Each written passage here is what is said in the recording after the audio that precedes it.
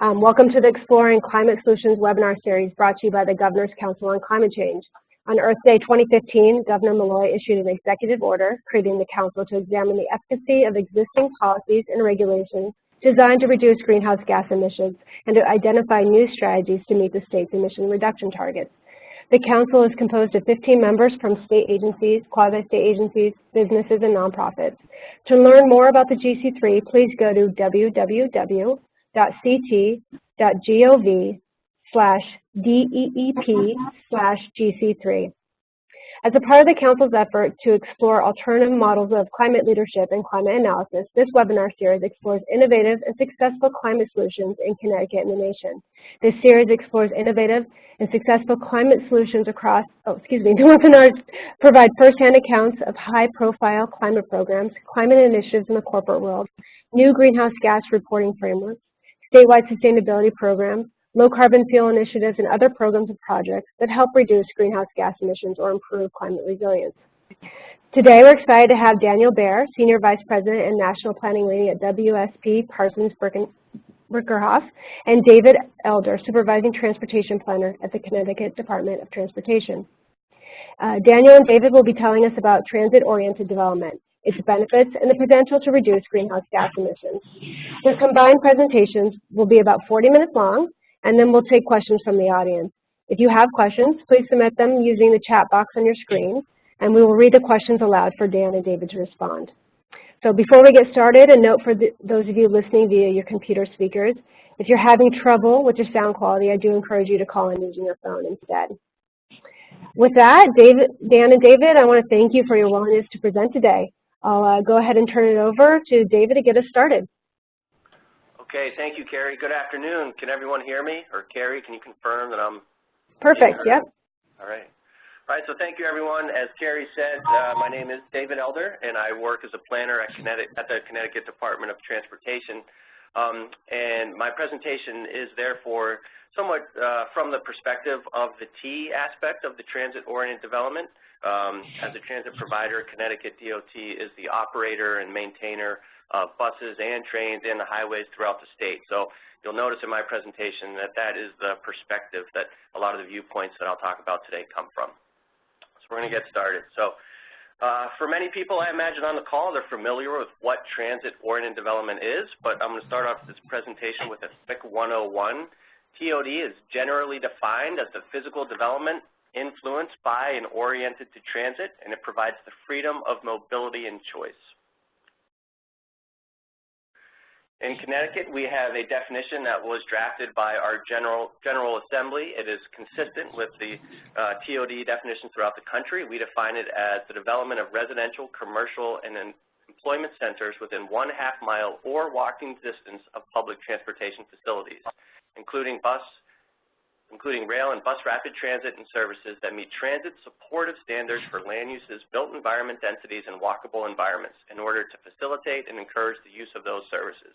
I think it's important to note that we do have that definition, or walking distance of public transportation facilities. It is not always 1/2 mile as a crow flies. We recognize that there's also a difference between what is tolerable for one person in terms of walking distance to another person. And that's some discretion that we're able to use in Connecticut. So what are some of the benefits of TOD? I'm going to talk briefly about these, and I know that Dan Baer is also going to point out some of the benefits as he goes through the examples that he's going to present shortly. So you can see this picture. Some of you have probably seen this before, but the picture on the left is the sprawl that we've seen a lot in the country over the last 3 decades. There are communities in Connecticut where the increase in single-family home development has been almost 39% since the mid-1980s.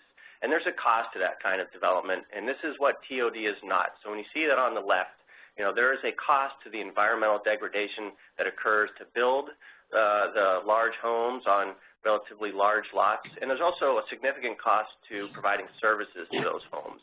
And it's somewhat of a cascading effect.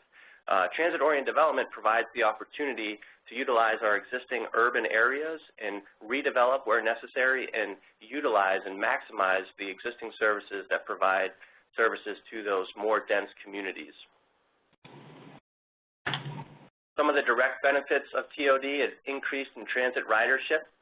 This is very important for an agency that provides the operating services of the buses and trains. I think many people know that we offered the cost of operating a 40-foot fixed bus is the same if there's 20 people on that bus or if there's 60 people on that bus. So there's a very real economic incentive as a transit operator to encourage that ridership and increase that ridership. Additionally, and I'll talk about this more, there is an increase to the properties that are within the area and have access to a transit station or a transit facility. It generates revenue for the public and private sectors. It reduces daily vehicle trips per household and total VMT. And that leads to a direct reduction in the amount of greenhouse gas emissions that come from automobiles. Some indirect benefits, it reduces the dependence on the automobiles. For example, if you do have access to transit, a household that maybe would normally require 2 cars could have 1 car. That money that they would save would go back into the household income. It would go back into the local economy. There's a real economic value to that. It promotes an active lifestyle. TOD is correlated to healthy living. Obviously, the country as a whole spends a lot of money on health care, and the more active people can be and the more opportunities that we can provide as government agencies for people to live, work, and play in one place, it promotes that active lifestyle and reduces overall health care costs. It increases the location efficiency. That's what I just referred to about being able to achieve multiple trip purposes in one place, work, recreation, and basic needs. It helps create a sense of community in place, and it can improve the quality of life. In Connecticut, it's also part of our strategy to reduce congestion. On this slide, you'll see this is from a few years ago, but this shows the American Transportation and Research Institute's top truck freight bottlenecks in the country. And Connecticut is actually home to 7 of the top 100 truck freight bottlenecks. And that's somewhat outdated. I believe that was in 2015 when Connecticut had 7 of the top 100. The 2 additional ones, right now you can see 5 in Connecticut. The 2 that are not shown that we know exist are the area around Danbury on I-84 and also what we call the Mixmaster, which is the interchange of Route 8 and I-84 in Waterbury. In Connecticut, we're fortunate that in some of our most congested corridors, particularly the corridor between New Haven and New York, we also have the New Haven line, and I'll talk more about that later. But for Connecticut, the ability for us to serve the trip purposes that move along our most congested corridors with transit is a great asset, and it's one that we are working towards integrating the strategy. So how can we use transit to reduce some of the congestion on our highways? Also, in general, a daily household auto dependency and the trip needs of a single-family home are more than twice that of those households that have access to transit. You can see on this slide where an average single-family home may need to make 10 automobile trips a day, down to a multifamily without TOD, 7 trips, and then a multifamily with TOD down to 4 trips. Again, that provides the option of choice in terms of how people move and whether or not they need to have 1 car, 2 cars, based on where they live. And I'll talk more about some of the real direct costs of having those choices. Additionally, Connecticut, like much of New England, is seeing an out-migration of our younger people. Connecticut has fewer of the 18 to 24-year-olds than the U.S. average, and the total net migration of more than 20,000 people per year. These are some statistics that Connecticut is trying to reverse now, and it's part of our strategy, or the investment into our transit system is part of the strategy to reverse that trend. Additionally, and I think you might hear more about this later, we're also seeing a delay in the age and the time that people are getting their driver's license among teens, and that seems to be increasing significantly. I know that certainly when I was 16, I was in the line at the DMV to get my license as soon as I could. That's no longer the case. I have 2 cousins in Connecticut. One is 18, one is 20, and neither one of them have their driver's license. And one of them, interestingly, just moved to Boston, and there's no interest in getting their driver's license. And that's an interesting trend, one that we're aware of, but we also know that those people are still making trips. So those young adults are still making the trips, and we want to make sure that we provide an option for them to make that trip and if they choose transit, we want to make sure that's available to them. Globally, we're also seeing a trend where we're seeing growth in our urban areas, and we're seeing the growth in rural areas decline. And the value of those homes in the urban areas that have access to transit are greater, and they're continuing to increase. And this is not specific to Connecticut, but this is a national trend in terms of the value of homes. Specifically, there was a study done in New Jersey that showed that homes that were the closest to the transit facility were almost 8% higher than those on the outer rings as you moved outward from that transit facility. In Connecticut, we're seeing the demand for transit grow, both in ridership and in the capacity. Connecticut is home to the New Haven line. It's exciting to say that the Connecticut-New Haven line is the busiest commuter rail line in the country. Last year, we had 41 million trips on that corridor from New Haven to New York, and this year we are on target to make 42 million trips on that corridor. We're also seeing the capacity increase. I'll talk more about CTfastrak, but that is a growing system that kind of spans from the heart of Connecticut, central Connecticut, out to the rest of the state, and it's making connections to our other modes of transportation, primarily commuter rail. I talked a little bit earlier about the value and the increased household income that could come from having the option of TOD. Nationally, 32% of the household budget goes to housing, 19% for transportation. If you can cut that in half, like I said, that money goes back into the local economy and back into the household. Suburban locations where there is no transit option are on average $10,000 more per year than those with access to transit. At this time, I'm going to turn the presentation over to Dan Baer, and he's going to give some examples of TOD in other parts of the country. David, thank you. Please just say next when you're ready. Yeah, can you hear me, David? Yes. Okay, I just want to make sure. I sound like a Verizon commercial. Thank you very much. Appreciate it. Why don't we just go to the next slide?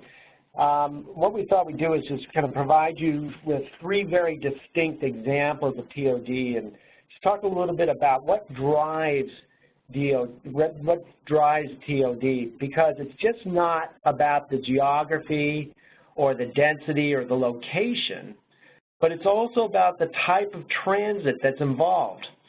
So you're going to see different types of TOD with respect to bus rapid transit, light rail, commuter rail, and high-speed rail. They drive different types of developments and needs because they're different types of passengers that use these types of services. And they require different types of requirements and needs. So those are the things that really drive the orientation of TOD. So I just wanted to kind of bracket that a little bit. It's just not all about geography or the density or the type of land use or zoning or policy. It's also about the type of service that's provided.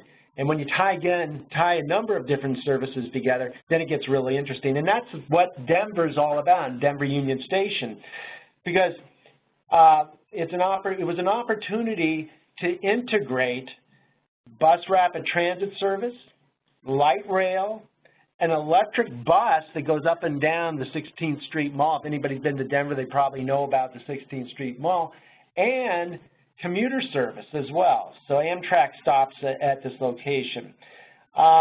It was in the location of a very rundown area of lower downtown Denver, over in the Wazee, known as the Wazee Wine Coupe area.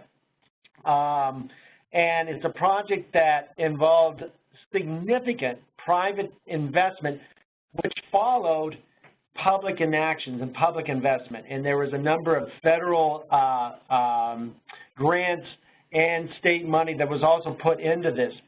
But the important thing that it tied together a number of existing and integrated a number of existing transit services, which allowed people to move around the city and the greater region in a much easier way. So it has driven significant redevelopment of that area around the station itself. The station is a wonderful, iconic piece of architecture now in the lower downtown area. We have better connectivity, which obviously reduces the amount of vehicle miles traveled, which also reduces associated greenhouse gases. The consolidation of uses has reduced the carbon footprint. We have significant reduction in the carbon footprint. And also there are other environmental benefits with respect to drainage and runoff with consolidated development. The area is now re-energized, redeveloped. It is known as LODO. It is probably one of the most active areas in the city, has attracted a significant number of millennials and baby boomers. I know David spoke about those individuals who are not getting their license as early as they used to. But what we're also seeing is we're seeing that whole baby boomer cohort going back to more consolidated living, where they can walk to transit service, walk to their daily needs and requirements in terms of retail purchases and recreational activities. So we're seeing millennials and baby boomers being attracted to these types of developments in the last few years. So David, let's go to the next example. There's another example of Denver Union Station, and it's just a very iconic development positioned in the western and lower part of downtown. And what a wonderful experience, and what it's done for the area has been fantastic. Let's go to the next slide. A little bit different. Different density, different type of location, an old neighborhood of Oakland, California. Oakland has seen a renaissance in development and interest over the last few years. If you were in Oakland 10 years ago, you would not know Oakland today. It's amazing what has happened. This is just another example of the interest in redevelopment in sections of Oakland, the Fruitvale Village. Not a large area, but an older area that was run down, mostly industrial and an older housing stock. A significant amount of parking related to the commuter rail station. This is driven by commuter rail service. This is a BART extension out to the Fruitvale section of Oakland. But what has happened is that all of that parking, which was a sea of parking in essence, has been redeveloped as a new community, a new compact community of mixed-use housing, both affordable and market-rate housing, the associated retail, and also uses as well. There are still parking lots in the area, but there is now a focus of redevelopment of those parking lots in the near future for additional residential development. So again, what we have vis-a-vis some of those early slides in this presentation where you saw that sea of housing development, we're getting compact development here, we're getting a smaller footprint, we're getting a reduction of runoff, better environmental quality, reduction of greenhouse gases, people don't need to drive, and also a reduction in the carbon footprint. Significant environmental, community, and health benefits associated with this type of development, driven by just commuter rail. So Dave, let's go to the next slide, just some examples of some of the development in the Fruitvale Village area. As you can see, right up against the station, you have the recreational uses in combination with local, very walkable. That's also very important in TOD. Good health benefits, also good environmental benefits. Everything close together makes life easy. Okay, let's go to the next slide. Plano, Texas, right outside of Dallas. Again, a more of a suburban area with suburban type of development, more of sprawl type development, historically grown along highways. This was an opportunity with the extension of the light rail. Again, a different type of service Building around this area, a very historic area as well. So it was a revitalization of the historic district in the downtown area. But what's interesting is that they realized an increase of property values of approximately 200% with this new service and the consolidation of uses around the station area.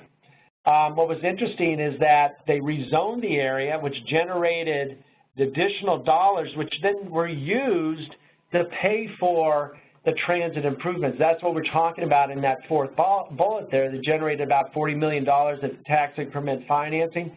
That increment was used to pay off the bonds that were used to build the transit, pay for the construction of the transit service. Over 1,000 residential units within a walkable area. Again, we're not seeing people using their cars. We're seeing the associated reduction in vehicle miles traveled, wear and tear on the roadways, which is obviously it's an infrastructure cost in savings that's being realized as well. People are walking. There's that health benefit, reduction in the associated greenhouse gases, and then consolidated development also is a benefit in terms of environmental, in the environment, in the runoff, and also in the carbon footprint.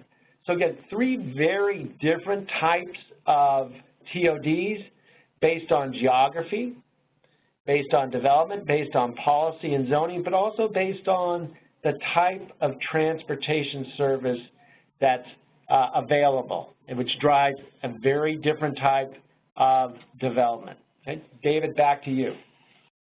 Just another vision of the Plano, Texas. Thank you.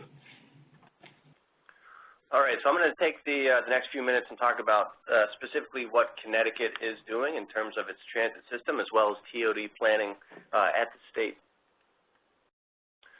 So Connecticut was fortunate. A few years ago, we went through a major strategic planning effort called Let's Go CT, and part of that was improving modes, all of the modes in the state of Connecticut through an extensive outreach and economic development analysis. And I'm going to talk a little bit about that, but this map provides a good overview of the different systems that we have in the state. You can see running north to south is the Connecticut Rail Line, formerly known as the Hartford Line, and it's part of the New Haven, Hartford, Springfield program. We also have the New Haven Main Line running from east to west. That's from New Haven to New York, as well as the branch lines, the Waterbury branch line, the Danbury branch line, and the New Canaan branch line. And then we have the Shoreline East service. And I'm going to talk a little bit about each one of those. There are very different types of services, and we're seeing very different types of TOD developments and a demand for development in each one of those market areas. So we'll start with the Hartford line. This will be, the vision is for a completely double-tracked rail corridor. We're starting with full double-track from Hartford south to New Haven. We're going to be doing major upgrades to 9 stations. We're going to be adding 4 new stations, North Haven, Newington, West Hartford, and Enfield. The service is going to start in 2018 with 25 peak hour trains running south from Hartford to New Haven and probably 17 running north from Hartford to Springfield. The northern section is not defined yet with the exact number of trips, but it will be commuter frequency with approximately 30-minute peak hour service. It'll be hourly service during off-peak, and we will have direct connections to Bradley International Airport. This is a very exciting project for Connecticut. This will be able to connect Boston to New York, those 2 metro areas. Massachusetts is currently working on an environmental study to connect their existing commuter rail service from Worcester to Springfield, which would be a full connection from the Boston metro area down to the New York, New Jersey metro areas. Very exciting. The New Haven line and the branch line improvements, again, this is the busiest commuter rail line in the country. In Let's Go CT, the program calls for full upgrade to a state of good repair. For those of you who use the system, you may be aware that we actually have 4 movable bridges. Those bridges move to accommodate marine traffic. Those movable bridges are all of them are 100 years old, and we're currently starting a program. We're starting with the walk bridge that is currently under design now, and we're going to be replacing all 4 of those movable bridges. The concept is to fully utilize the 4 tracks that are available to us on that system from New Haven to New York. The concept is to do subway-like service with the 2 inner tracks providing express service from New Haven to Grand Central, maybe Penn Station with East Side access, with the 2 outer tracks providing local stop service. The 2 inner tracks using the express service we hope could cut in half the time it takes currently to get from New Haven to Grand Central. On the branch lines, we want to preserve the opportunity to increase commuter rail service. On the Waterbury branch line, we're currently underway with a construction project to add sidings. The sidings will allow the service on the Waterbury branch line to run 2 trains at the same time. With the addition of cab signal control and positive train control, we'll be able to do that. And with the addition of sidings, where we don't have double track systems, those trains will be able to pass each other. So we can double the frequency of service, and the Waterbury branch line will be able to meet the mainline trains. The bus program, additionally, we call for an up to 25% expansion of our current fixed bus route services. I always have to say that this is not a blanket to increase the service by 25%. We first would review the historic routes of our fixed bus route service and make sure that the current routes are serving the greatest employment populations and the residential populations, and make sure that the patterns that we take currently meet the needs of the population. If we need to increase the service and expand the capacity, we're prepared to do that up to 25%. Additionally, CTfastrak, we have plans to expand that as an on-road system going east of the river right now with express service out to the UConn Stores campus. Part of our outreach of Let's Go CT, we met with UConn multiple times, and as some of you may know, UConn has a severe parking shortage at its Stores campus, and having express bus service would allow those students to get to Hartford, and now with the addition of the Hartford rail line, those trips will be able to get to Boston and south to New York. Additionally, in Connecticut, we have multiple operators with multiple systems. We talked about that in terms of the New Haven line and the Shoreline East. We want to have an integrated fare system so that you can get a transfer from one service provider to the other, so you can get from Metro North onto CT Transit and from CT Transit onto Greater Bridgeport Transit. It's very important. It's an impediment to people choosing to use transit when they either don't understand or can't use an interchangeable fare, interoperable fare system. We want that. We also want to make sure that all of our systems have real-time information. Right now, the Metro North service and the CT Transit service have real-time information. You can look on your smartphone and know when the next bus is coming and know when the next train is coming. We want to make sure that all of the services in Connecticut have that real-time information. Again, it's an impediment to people choosing to use transit. We want to get rid of that impediment, break down those barriers. Here's a map of CTfastrak. The map in the lower right-hand corner is what we call the fixed guideway. This is the 9.4-mile guideway. However, the system is much larger. The system actually has services that reach almost all corners of the state with express bus route services, and the existing services from the corridor now use the guideway for a portion of their trips. The other thing that is not shown on this map is CTfastrak actually connects. I'm not sure if folks can see my pointer, but it actually connects from the New Britain hub down to the Waterbury branch line, and the Waterbury branch line connects to the New Haven main line. So that connectivity is very important, and it's an important part of CTfastrak to the state in terms of mobility choice. Our original projections, we were hoping for 16,000 riders in the corridor a day by 2030. We have already reached 19,500 in 2017 of ridership in the corridor in 2017, far surpassing our expectations. That's fantastic news. Originally, we were projecting a total of 4.8 million annual ridership on CTfastrak, and we're expecting at least half of those to be new riders. If you haven't taken CTfastrak yet, I would encourage people to give it a try. Maybe go to a Yard Goats game or try it. It's a very comfortable ride and it's easy. So in terms of TOD planning in the state of Connecticut, in 2012, Governor Malloy created a TOD Executive Team to advance TOD initiatives. This is intended to coordinate multi-state agency resources. We all have a role to play in bringing about TOD, and we'll talk a little bit more about that.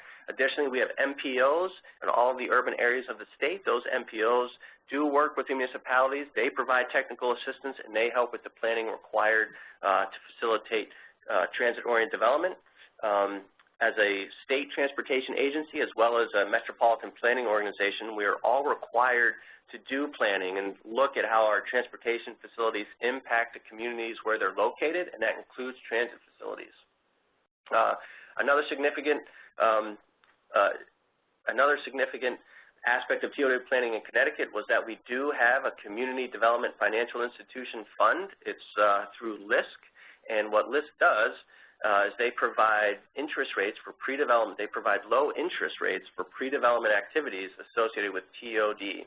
DECD is the agency that is coordinating those efforts with that CDFI.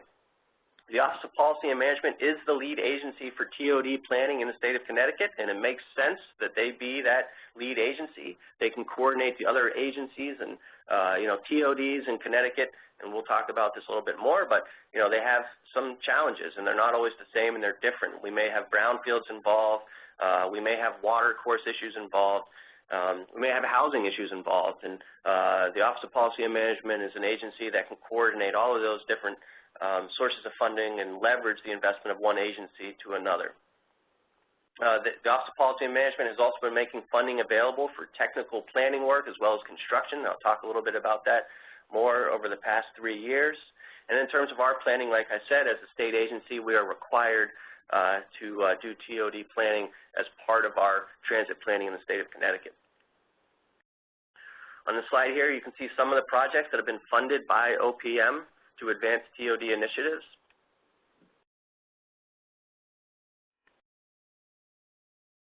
And what we're finding as we do our TOD planning is that there are real 4 focus areas that we need to focus on as a state. And this is consistent with what the country sees and how do you advance TOD. So parking, financing, affordable housing, and land use and zoning. So we're going to take them one by one. So parking. Parking is very important in terms of TOD, and it's usually the first issue that developers have, and it's also the first question that municipalities have. How do we accommodate parking for the commuters? How do we accommodate parking for the development? How much parking do we need? And how and where do we accommodate that parking? So there are many tools to deal with parking. What we're seeing, I know that the City of Hartford just went through a comprehensive zoning rewrite, and they do have new TOD regulations, and they're not unique. Many of the communities in Connecticut have adopted new TOD regulations, but they're looking at parking maximum. So no longer are we seeing 2 required spaces per unit. It may be half a space, no spaces at all, or you may see a parking maximum. Car sharing is becoming more common. You may be familiar with Zip cars. Certainly Uber and Lyft are also opportunities to not have a car at all. Shared parking arrangements, phased parking in terms of that might be consistent with the development sequence, and then incentives by employers that look to incentivize commuting alternatives to a single occupant motor vehicle. Developer interest. I talked before about how the markets in Connecticut are very different in the different corridors, but one thing we're seeing is certain corridors need different incentives than others. The New Haven line, as we talked about, it's a hot market. It still is. Developers who are interested in developing in Fairfield County near the New Haven line see that as an asset, and they incorporate that as an asset in their development. It's part of how they develop. They realize that their residents are going to use that transit, and the incentives required are much less than on some of the other corridors in the state of Connecticut. But it doesn't mean that they're not there.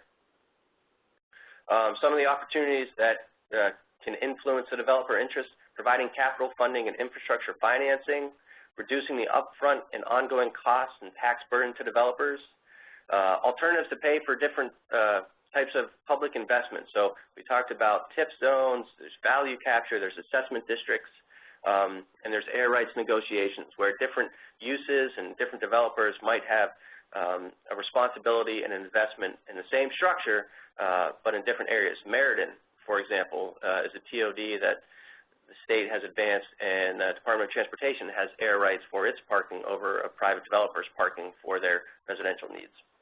Again, I'll talk this last bullet is very important, mitigating the pre-development risk by streamlining approvals. That's something that is very important in terms of the local land use approval process. Anything that municipalities can do to take away the unknowns in the development process goes a long way to encourage developers to look at their community. Affordable housing, again, I showed 2 slides, how the value of property increases when you get this transit facility and you have a station, and that's good news in some cases, but it's also important to realize that these facilities also need to serve people who rely on transit-dependent populations. And one way to ensure that you maintain the ability for those persons who are going to rely on that service is through affordable housing. And it can also be in the developer's best interest to provide affordable housing. There are tax credits available to developers to do so, and there are also bonuses for density increase beyond what maybe the non-affordable housing would permit in a municipality. And then land use, zoning, and reform. Again, we talk about taking the unknowns out when a developer comes into the town hall or the city hall and they want to find out what they can and can't do. The more that you can show them to say this is what you have to do without a lot of discretion or without many unknowns goes a long way for them to kind of put their foot in the door and say, I think I'm gonna try this. So that's very important. In Connecticut, we're seeing a lot of municipalities and cities are addressing their zoning regulations right now. So they're looking at their parking requirements. They're looking at the maximum density. They're looking at the number of stories that are permitted. And what we are seeing, and I believe I have a slide that talks about this a little bit more, is in many cases there's a misalignment between what a municipality thinks a developer would be interested in and what a developer would actually come in and want to build. So we've been fortunate. The department received an FTA grant to look at some of the challenges and obstacles of bringing about TOD along the Hartford line in Connecticut, and we've been working with those municipalities to do that. We actually have WSP, Parsons Brinker Haas, some of Dan's colleagues have been assisting us with that, and we've been going through these communities and addressing the TOD readiness. And there's another aspect of this that I'm not going to talk about just due to time, where we talk about the TOD desire. So I'm going to focus on the readiness of the municipalities, but there's also the issue that not all municipalities desire TOD. Some of that could be education, some of it could be miscommunication, some of it could be lack of understanding of what TOD is, but not all communities desire TOD. And I want to just make that point clear and let you know that there is the other aspect to that. So we went through the communities along the Hartford line, and we looked at their physical suitability, their public sector readiness, the developer interest, and then the amount, if there were present, local champions. I'll go through those one by one. So physical suitability, what are we looking for? What do we find? So good physical suitability for TOD is a mix of uses, compact, pedestrian-oriented built environments. You heard Dan talk about that and about the importance of having a walkable community. We find that that's essential. You need to have the infrastructure to make those connections for people on foot and people on bicycles. Parking strategies, a well-connected and integrated street pattern, well-connected parks and open spaces, connections to other activity nodes, available land for development, very important, the amount of underutilized sites, and then a strong public transit ridership potential. In terms of public sector readiness, do we have the right policy and regulatory framework in place?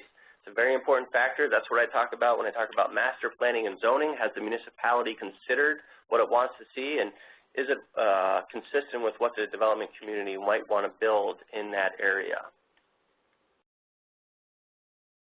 And then the developer interest. The reality is that most development is going to be from the private sector. Some will be with a public-private partnership, and certainly government agencies and municipalities have a role in that. But as a Department of Transportation, development is not what we do. We certainly want to integrate as best we can our facilities with development, but we are not experts in development. We are experts in transportation, it's important to understand what the developer interest is if you have a TOD plan going on in your community. So, you might need to assemble parcels in order to make an attractive proposal for developers. And also, not all developers are the same. Some developers will come in and they recognize that there could be an increased cost to build something that supports TOD or to build something that the community wants. And that may take some time to find that right developer. That's the end of my presentation, and I think that we still have a few minutes for questions. I'll turn it back to you, Carrie. Great. Thank you, Dan and David. That was a wonderful presentation. A lot of really great information. Extremely informative. So we do have some questions rolling in. If you in the audience have questions, please go ahead and submit them. I'll start off with a few that we have. So first question, are we seeing home values increase here in Connecticut when close to transit? And if so, where is that happening? Sorry, Carrie, did you repeat that? Are we seeing home values increase here in Connecticut when close to transit? And if so, where? So I actually can't speak specifically to the home values. What I can say along CTfastrak, which is formerly an industrial corridor, CTfastrak, it's that 9.4-mile BRT that I was talking about. It has a history of industrial uses, and there's contamination and there's brownfields. What we are seeing is we're seeing that those properties are being purchased. They're not necessarily all being redeveloped, but we do see that the development community is interested in those enough that they are purchasing them. So I can't say specifically if we're seeing the home values increase, but I do know that we're seeing those properties that formerly were not apparently attractive to developers, we are seeing those move, and they are being purchased. So in that particular corridor, we can say that we're seeing the interest spike for the land around that facility. Great. Okay, next question. Why did Connecticut do bus rapid transit instead of light rail? Well, so there was a concept that actually started with a study to address congestion on I-84 from the western direction, so trying to reduce congestion along I-84. I think the study started in 1998, and they looked at a number of alternatives through an environmental document, and it was ultimately determined that the BRT system was the preferred alternative. I was not part of that study in 1998, so I can't specifically address why it was the best alternative, but it was, and we spent the next 20 years furthering that study and design, and what we ended up with was a BRT. I can say that in general, some of the benefits of BRT, or rubber wheels versus steel wheels, is that it's more dynamic, and you have the opportunity to respond to changing trends, and essentially you can get off the tracks and back on somewhere else on the BRT than you can with commuter rail. Great. So a lot of towns require parking facilities for new building construction. This seems to be a barrier to promoting alternative modes of transportation. Is there a way to provide a waiver for this requirement if the entity provides transit passes or subsidies to its employees? And are there examples of this type of waiver in other states or cities?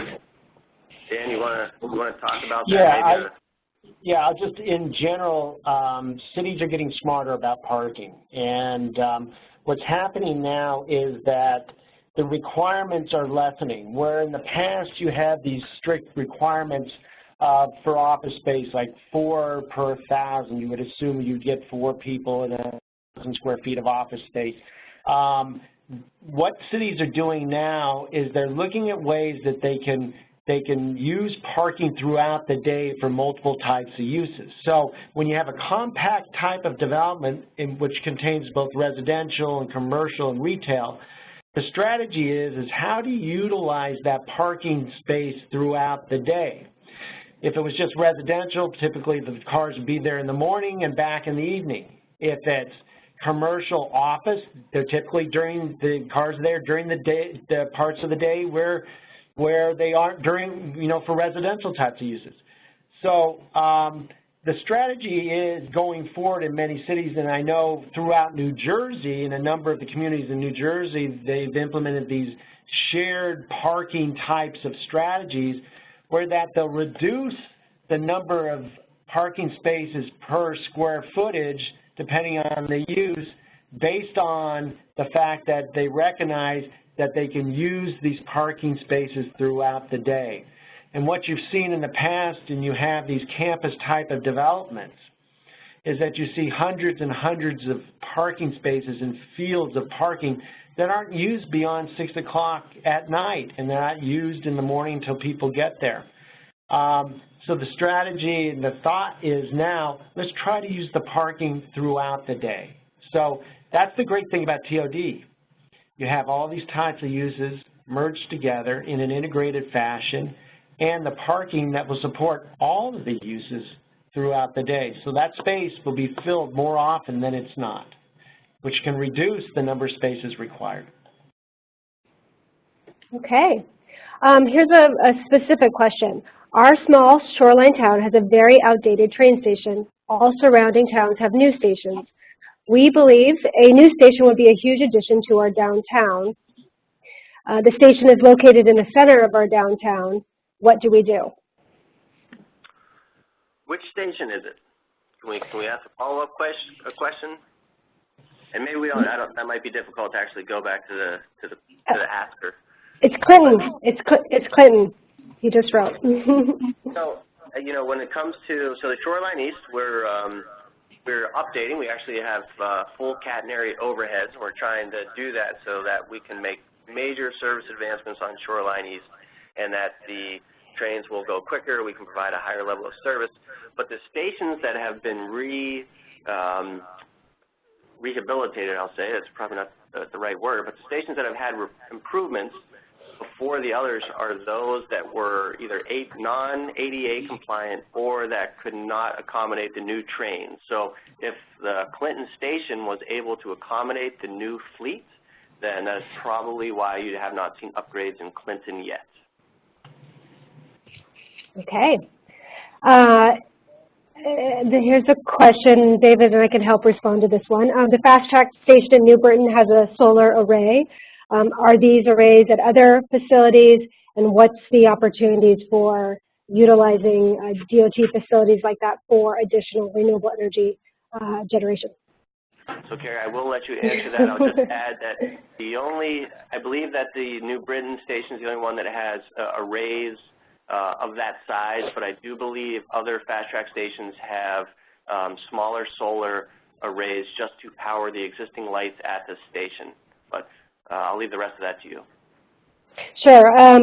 So DEEP is working with DOT to look at opportunities for placing renewable energy and improving energy efficiency.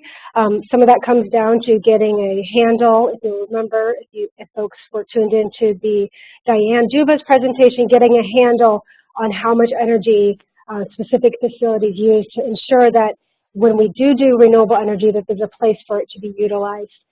There's different rules around renewable energy generation when it comes to state facilities and how that can be metered in, et cetera. So certainly something we're looking at, and we'll continue to explore as opportunities. Okay, another question. Have you seen evidence of Connecticut communities moving from resistance to TOD toward acceptance of TOD, or is it too early to tell? So I think that communities just in the past 10 years, certainly in the last 5, are looking at TOD as an economic driver, which I think is new. I think for a while, we go to meetings and everyone would ask, who is this TOD character? Why do I keep hearing about this person, Todd? But now everyone seems to understand what TOD is, and I think they see the benefits of it as an economic driver. And I think, that a lot of municipalities see the real cost to continuing to provide services to what has typically been the suburban residential development. And it's difficult to continue to afford those services with a single-family home model without raising taxes. And I think that that's becoming more and more apparent, and municipalities are embracing TOD as an economic driver. Certainly. I just want to add to David's answer, which I think is on spot. Sometimes the discussions are really outside of TOD, and they're just your typical the typical anxiety about new development within a jurisdiction.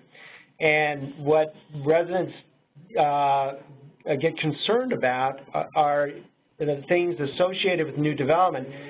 Sometimes they automatically think that new development means new families, and new families mean new school-age children, and new school-age children mean more money to the school budgets, and that means more taxes.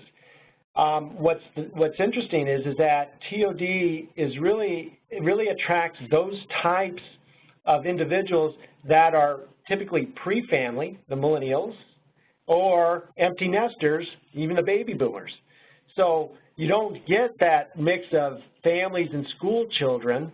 You get predominantly empty nesters, which really don't generate those types of costs on the jurisdiction related to schools. So that's another interesting thing that comes with TOD, is that you get a different type of cohort that moves into the area. And I think go ahead, David. If I could just add, I think it's important, and I wasn't really sure where to fit this into the presentation, but Connecticut is it's a old state, right? And a lot of our development has been here for centuries. And unlike a new rail system or a new BRT system where you have a blank slate or just a white canvas, in Connecticut, in many ways, we are retrofitting existing communities with TOD. The facility was there in most cases, but it was a freight rail line, and obviously along those freight rail lines, like in the CTfastrak corridor, you had uses that were supportive of that freight system. And with the decline of manufacturing as the country, it's unlikely that those small manufacturing stations are going to come back to those small communities anytime soon. And I think that TOD is now presenting an alternative, and it's a way of using those older factories, reusing them for a more productive use. And I think a lot of communities are now seeing that potential because the rail facility was already there, and the development has been dormant in a lot of those older industrial corridors. So I think that that's part of the discussion for Connecticut. Great. So if you have, I have a couple more questions, but if you have any burning questions, I'd suggest sending them in now so I can read them aloud. So the next question actually is kind of related to the last thing that Daniel said.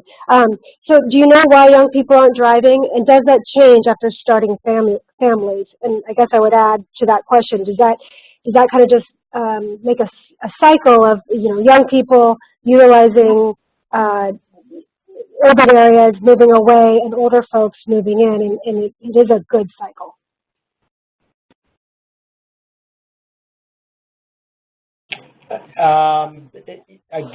When do families generate more trips? They generate more trips, but the doesn't necessarily mean they have to be vehicular trips, and that's the thing about TOD, if it's well planned, is that you provide those types of uses that you would typically drive to during the day or during the weekend if it was located in a more suburban style development situation. So I would not necessarily say that because you have a changing family pattern, necessitates the need for a car. What you're seeing today also is that people are still not buying cars because they're relying on zip cars, they're relying on Uber, they're relying on other types of automobile opportunities out there as opposed to purchasing their own car. Even as they get older, you're still seeing a reduction in the number of vehicles that are being purchased by families because of the options that are out there.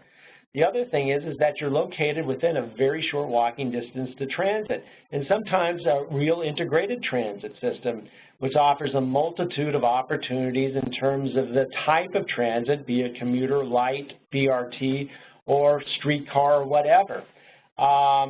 So I wouldn't necessarily say that the changing family pattern as a family grows necessitates the need for a car. Yeah, it might drive up, but I would say that the opportunities provided by TOD drive that need down. Great, thank you.